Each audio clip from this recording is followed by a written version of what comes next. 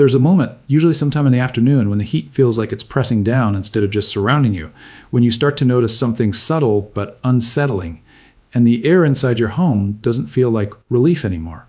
It feels trapped. You adjust the thermostat, maybe lower it a few degrees, listen for that familiar hum to kick in, and for a second, you believe you've solved it, but then the bill comes later.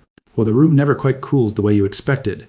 And somewhere in that quiet frustration, a question flickers. So quickly, you almost ignore it. What if this wasn't the only way? What if the thing you've been told is essential isn't? Because long before vents, compressors, and monthly payments, people lived through harsher summers than this. And they didn't just survive them. They built entire civilizations in places where the sun felt relentless, where shade was scarce, and where cooling wasn't powered by machines, but by something so simple it almost feels like a joke when you first hear it. A white powder, cheap, ordinary, sitting unnoticed on shelves. And yet, once you see what it actually does, it becomes harder to unsee. Not because it's complicated, but because it isn't. And that simplicity is where the story really begins. There's something almost uncomfortable about how easy this is to overlook, because the first time you hear that a $2 powder can drop temperatures by 10 degrees, your instinct isn't curiosity, it's doubt. That reflex is learned. We've been conditioned to believe that solutions scale with price, that anything truly effective must come wrapped in complexity, branding, or at the very least, a recurring cost. But this doesn't fit that pattern. This is calcium-based lime, crushed stone, processed in the simplest way imaginable, mixed with water, and applied as a coating. That's it. No wires, no moving parts, no maintenance contracts. Just a surface that interacts with sunlight differently than almost everything around it. Instead of absorbing heat, it reflects it almost entirely. And that one shift, that one quiet redirection of energy, changes everything inside the structure beneath it.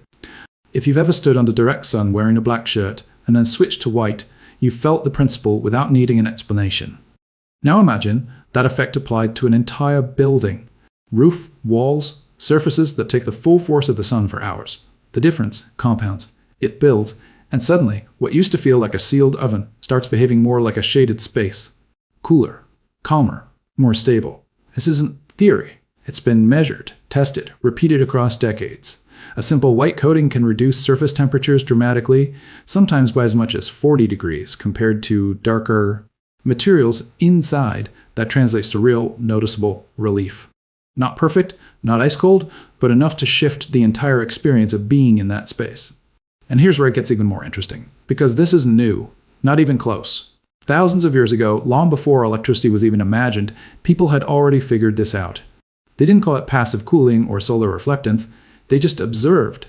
They noticed which materials stayed cooler, which surfaces resisted heat, which homes felt livable, even during the peak of summer, and then they built around those observations. In coastal regions, entire towns were painted white, not for aesthetics, but for survival. Walls, roofs, courtyards, everything coated in the same basic material. It wasn't optional, it was essential, and it worked so well that the practice didn't just survive, it became tradition. There's something worth pausing on here, because when knowledge lasts that long, across generations, across cultures, without needing reinforcement from advertising or industry, it usually means it solved a real problem in a reliable way. It means people trusted it, not because they were told to, but because they experienced it directly. And maybe that's what feels so different about this. There's no campaign behind it, no urgency, except the kind you feel yourself when the room won't cool down and nothing seems to fix it.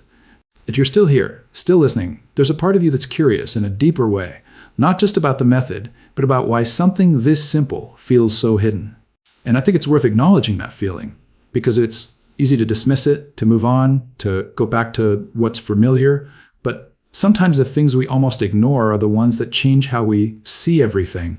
Else, if this is one of those moments for you, you don't have to do anything dramatic. Just stay with it. Maybe even share this with someone who's been struggling with the same heat, the same bills, the same quiet frustration, not as a solution, but as a conversation. Now, here's where the science deepens in a way that's hard to ignore. In recent years, researchers have taken this ancient concept and pushed it further. They've engineered coatings that reflect not just visible light, but nearly all incoming solar radiation. Some formulations reflect over 98% of sunlight.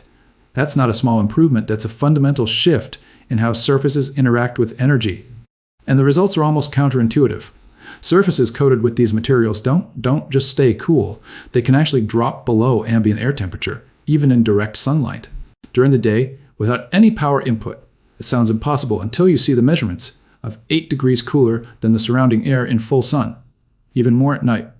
Think about that for a second. A passive surface, doing what entire systems struggle to achieve without consuming a single watt.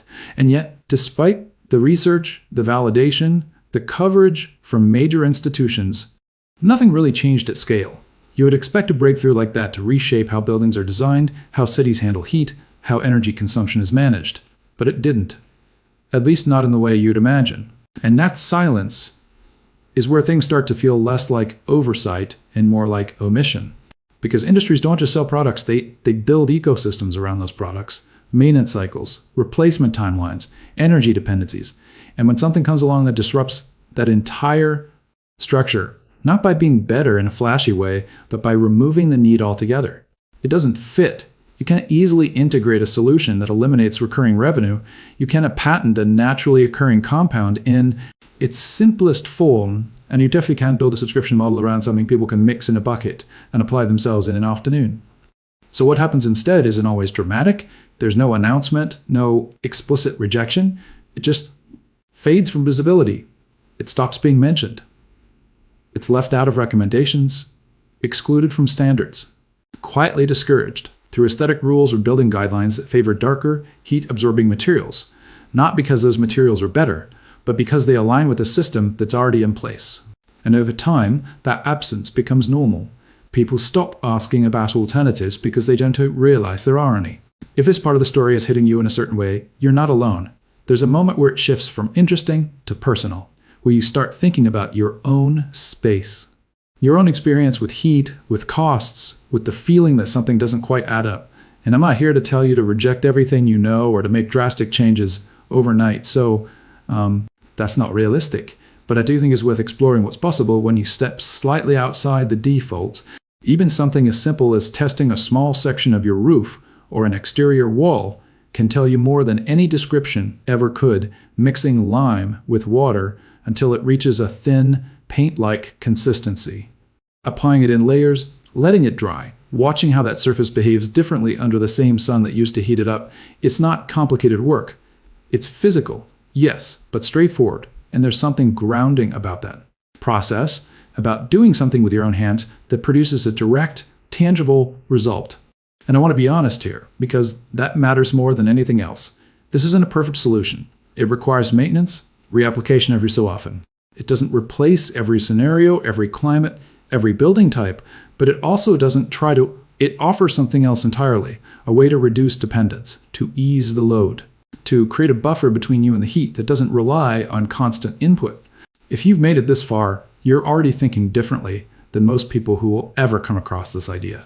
And that's not something to take lightly. It means you're open to questioning, to exploring, to not just accepting what's handed to you as the only option. If this resonates with you, not just intellectually, but in a way that feels practical, share your thoughts. Not because you have to, but because someone else might be in that same moment of hesitation, wondering if there's another way. At the end of all this, what stays with you isn't just the method. It's the realization that some of the most effective solutions don't look impressive at first glance. They don't demand attention. They don't come with guarantees or branding or urgency. They just exist quietly, waiting to be noticed again. And maybe that's the real reason this matters. Not because it replaces anything completely, but because it reminds you that not every answer has to be complicated to be real. Sometimes it's been there the whole time, sitting on a shelf overlooked, not because it doesn't just work, but because it does in a way that doesn't need permission. If that thought sticks with you even after this ends, then something meaningful already happened here. And that's enough.